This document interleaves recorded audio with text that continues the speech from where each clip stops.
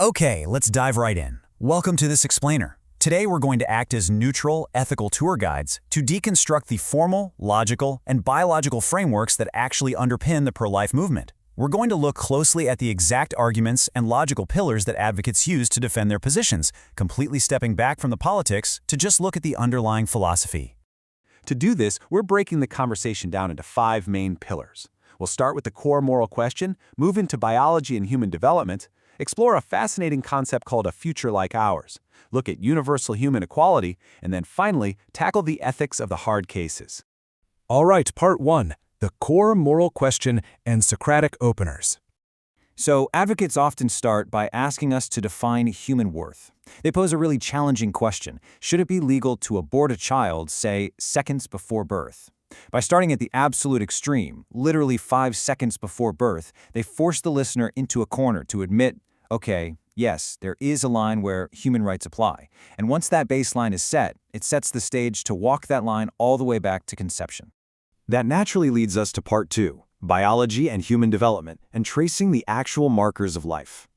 Advocates rely heavily on scientific milestones to argue that human development begins objectively at conception. Think about the timeline here. At 0 weeks, right out of the gate, brand new, totally unique DNA is formed. Fast forward a bit to just 6 to 8 weeks, and a heartbeat becomes detectable. By 10 weeks, you've got brainwaves.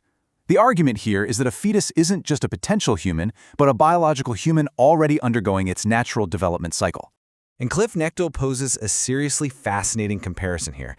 He points out that hospitals are legally required to sustain a patient in the ICU if they have a heartbeat and brain activity. So advocates argue, shouldn't that exact same standard apply to a developing fetus at 10 weeks? If we use heartbeats and brainwaves to determine when to keep an intensive care patient alive, why do we dismiss those exact same biological markers when they happen inside the womb? Okay, moving on to part 3, a future like ours and the philosophy of Don Marquis. This is absolutely crucial to the secular pro-life argument. Philosopher Don Marquis argues that what makes killing wrong isn't about violating some religious sanctity. It's actually about robbing a being of a future filled with potential human experiences. Think about it.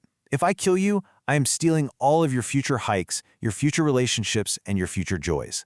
That theft, the deprivation of those experiences, is what makes killing inherently wrong. The sheer simplicity of this logic is kind of brilliant because it completely sidesteps those really complex, muddy debates about personhood. You don't need to argue about whether the fetus is fully conscious or independent yet.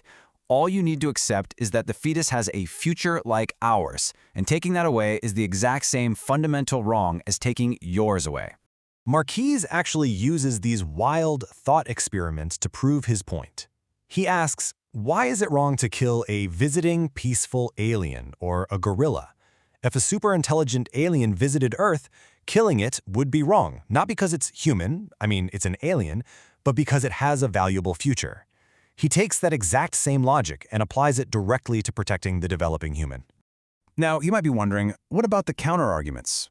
Advocates systematically rebut objections to this framework. For example, some say, well, the fetus doesn't value its future yet. But think about a clinically depressed person contemplating suicide. They might not value their future either, yet we still recognize their future has immense objective value. They also point out that a coma patient can still be wronged, even if unconscious, and that sperm do not yet constitute a distinct human organism, so they lack a distinct future. Let's transition to part 4, universal human equality and Western moral standards. Advocates like Charlie Kirk and Ben Shapiro frame their stance as a fierce defense of foundational Western principles. They anchor their logic in documents like the Declaration of Independence. Their argument is essentially this: if we truly, deeply believe that all humans are created equal, we absolutely cannot have a tiered system where older, larger humans have the legal right to terminate younger, smaller humans. Shapiro reinforces this by arguing that morality is entirely independent of identity. He says that one's moral stance on human equality shouldn't be dismissed just because of their gender or race. He even compares the moral imperative of the pro-life movement to historical fights against slavery, arguing that truth and logic are universal. A moral wrong is a moral wrong, regardless of the identity of the person pointing it out. Finally, we reach part 5, ethics of the hard cases and how they apply this framework. Apologist Stephanie Gray takes a really rigorous Socratic approach to assault cases. She completely separates the horrific crime of the father from the inherent right to life of the biologically unique child. She fully validates the immense trauma of the victim, but then she asks us to logically consider the child. If we oppose the death penalty for guilty adults, she asks, how can we apply the death penalty to a biologically distinct, entirely innocent child for a crime they literally didn't commit? And when exploring the really tough life-of-the-mother cases like ectopic pregnancies, advocates use this brilliant detour analogy. It's all about intent. You can't drive down the road-closed path of intentional termination. But you can take a detour, like removing a failing fallopian tube to save the mother's life. Now that might tragically result in the loss of the child, but the intent was medical intervention to save a life, not to directly target and destroy the fetus. Regarding fetal abnormalities and poverty, the movement draws a very strict ethical line. They completely separate compassionate pain alleviation from the act of eliminating the person experiencing the pain.